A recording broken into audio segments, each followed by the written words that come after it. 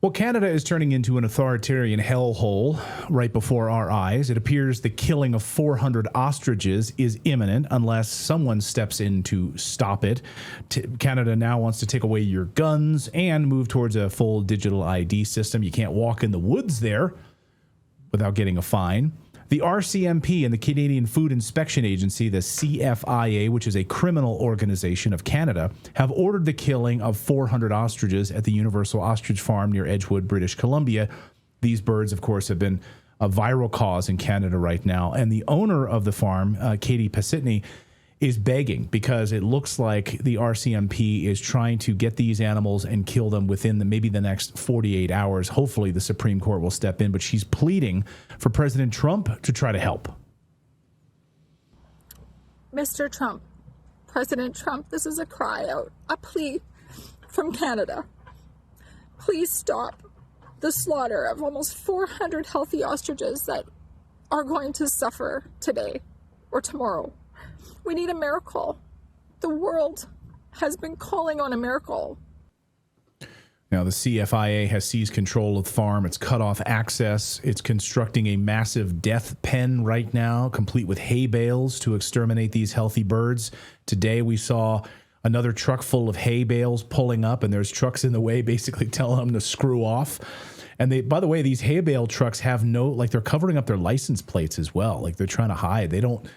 I don't know. I don't think these truckers really want to be a part of this. I don't know. David Clayton, independent journalist in Canada, has been following the story from the very beginning. He's been one of the loudest voices on this, and he's really gotten the attention of a lot of the international media on this. So, David, welcome back to the show. Thank you for your voice in all of this. Where do things stand right now, first on the ostrich story? Well, I just had a text from Katie not 10 minutes ago, and she was on my show this morning, and she said, make sure you make it clear that the Supreme Court, if it says no, and it could say no within the next 48 hours, the CFIA, the Canadian Food Inspection Agency, which you quite correctly identified as a criminal and terrorist organization, could begin the slaughter within the next 24 to 48 hours. They've created the slaughter pen because they don't want anybody to see what they're doing.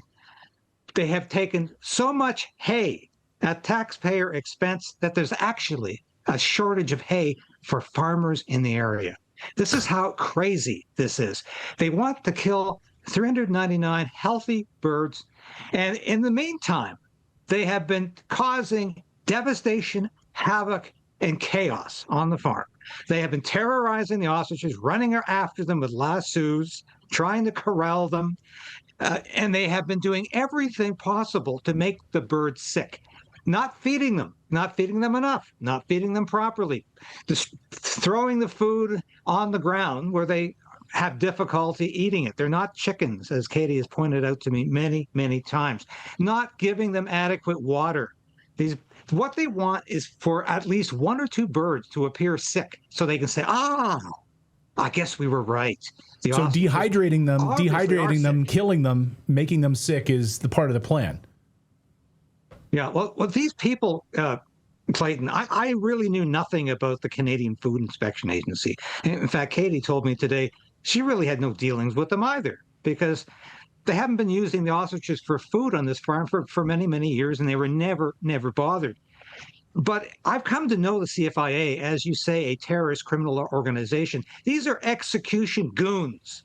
That's all they do. They have no veterinary skills. They have no animal health knowledge. They are there as executioners only, and they are acting with impunity. They're ignoring animal cruelty laws right now. They're ignoring the rule of law.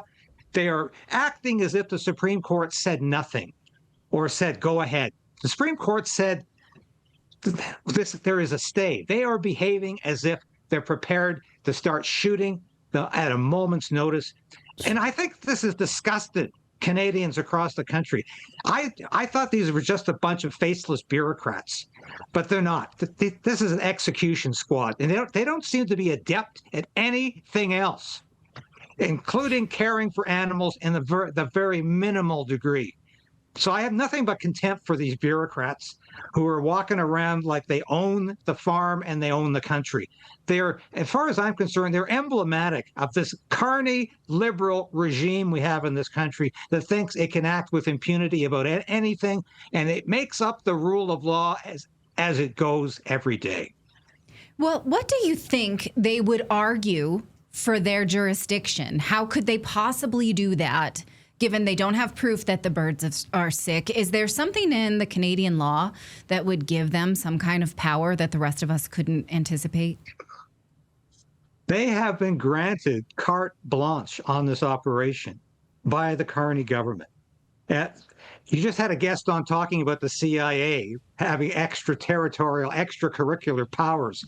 This is a government agency that has the same kind of powers. They can ignore institutions, they can ignore the law, and they just continue to do what they think they need to do. And their policy is to kill these birds. Don't bother us with the facts. We don't need to test them. And by the way, if you test them, 6 months in jail, $200,000 fine per bird. And we don't need to justify what we're doing. We're just doing it because that's our policy. The policy says so. You know, that's exactly how fascist and Nazi and communist governments throughout history have acted. Don't ask us to explain. Don't ask us why we're killing all these people. It's in the book. It's the policy. Right. It's the government says so, so we're going to do it. Canada has come down this far. It's an authoritarian state. But is there, okay, but I want to talk about the like, what can we hang our hat on, though? Is there something in the Canadian laws that would send them packing? Like, is there something that you specifically are hoping for in terms of like the saving grace that Katie's hoping for on the farm? The last hope Katie has legally, judicially, is the Supreme Court of Canada. That's the highest court in the land. And if the Supreme Court looks at this and says, well, there's nothing we can do, then there's something seriously wrong with this country. Yeah, that's what you would think. You know, and there is the only other answer here is a political solution. And that's Donald Trump calling up Mark Carney and saying, I don't think this looks good. Stop it now. Now, that's a possibility. There's a lot of people working behind the scenes. I have literally called everybody I know or used to know, including people like Pam Anderson, who was a representative of PETA, who's an animal rights activist. I'm saying, Pam, get to the farm. We need to do something about this. Yeah, I know RFK has been looking into it. I've sent messages to my friend Tucker. Tucker published a whole story about it this morning in his his morning note, which was great. I know that he's disgusted by it. So I know that there's a groundswell of support here in the United States to stop this from independent journalists and from these great thinkers in the Trump administration like RFK Jr. Yes, I'm wearing my bearskin hoodie. I just had to walk the dog, and it's actually pretty cold out here in the Rocky Mountains, and it's pouring down rain as we speak. So I was outside in my bearskin hoodie trying to keep warm and walking the dog before the show. And bearskin hoodie is is now my favorite hoodie, by the way. These guys are fantastic. Smart people are locking in their winter gear right now. In fact, right before the show, we were all talking on the staff here. All the men on the staff were saying, yeah, I want to get one of these. I want to get one of these. And so you can right now, and you can get 60% off only if you get your hoodie early. All you need to do is text the word redacted to 36912. Or if you want to go to the website, you can do that too, which is bear.skin/redacted. Get 70% off. These things are like a tank. Plus, it zips right into the heavy storm rain jacket to become 100% waterproof. So Natali was like, ooh, you got caught in a rainstorm just a few minutes ago. I was like, yes, I did.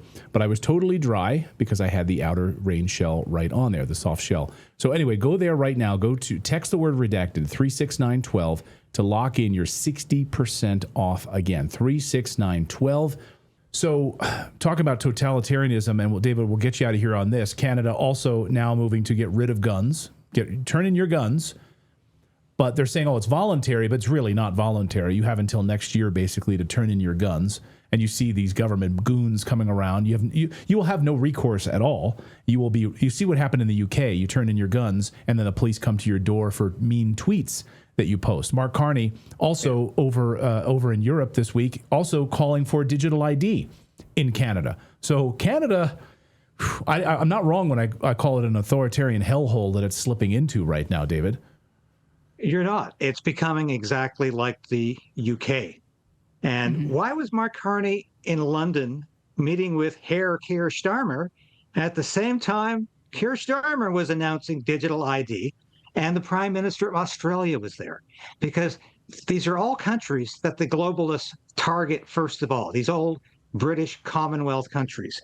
They're the first to fall. But here's the plan Mark Carney has, and it involves exactly what you're talking about.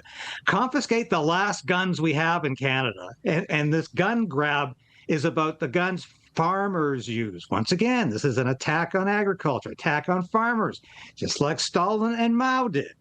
And the second part of the strategy is absolutely destroy free speech.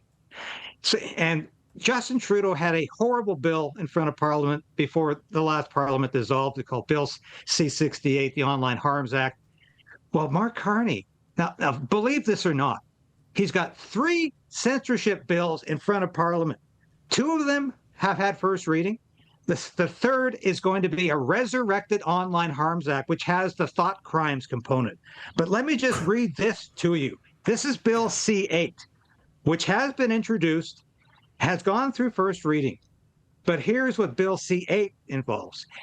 Bill C-8, Mark Carney can ban anybody from using the internet, can ban you from talking about how or why you got banned from the internet, and force you to give all of your personal information that they deem relevant to the government, and you're not even allowed to say they've asked to do that. This is a communist state. And of course, the third part, which you discussed, digital ID. So we are being surveyed, we're being watched, and this government is even more totalitarian than the Trudeau regime because they have not 1, not 2, but 3 pieces of censorship legislation. And I tell you, now, and the other bill, C-9, is outlawing hate symbols, not just hate speech. We need less hate speech. We need hate speech eradicated from Canada because free speech means you can say things that might be deemed hateful or offensive by somebody.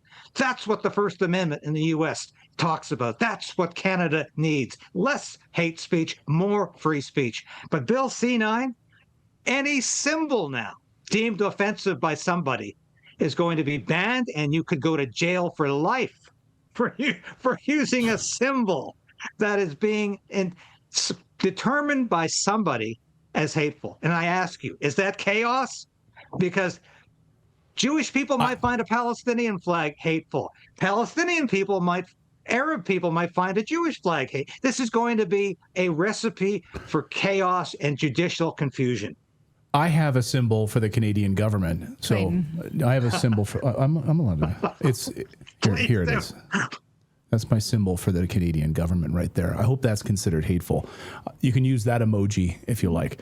David Clayton, great to see you as always. My wife trying to, tell me to be nice. Tell me to be nice. Be nice. Well, it's hard. It's hard not to get passionate about this because I'm watching my country go down the tube. And the time for objectivity as a journalist, I've been a mainstream journalist. I've been an independent journalist. The time for objectivity is gone. This is like going to war. We're having a revolution in this country over our freedom. And unless we speak up now, we're going to lose that freedom. This country is going down the tube. And I can't overemphasize that. And I want to get that message out as long as I can before the government stomps me out, because that could be next. Thank you. David Clayton, well, we know the censorship is strong in Canada. Absolutely. They block us, certainly. They are on YouTube and so forth. So thank you for that. David, great to see you as always. Keep us in the loop on what happens with Katie, and we'll keep pushing as much as we can to bring awareness to that part of the story. Thank you, David. Thank you both. We love you, Natali and Clayton. Thank you so much. See how he hesitated on the Clayton part? We love you, Natali. And you too. And you too.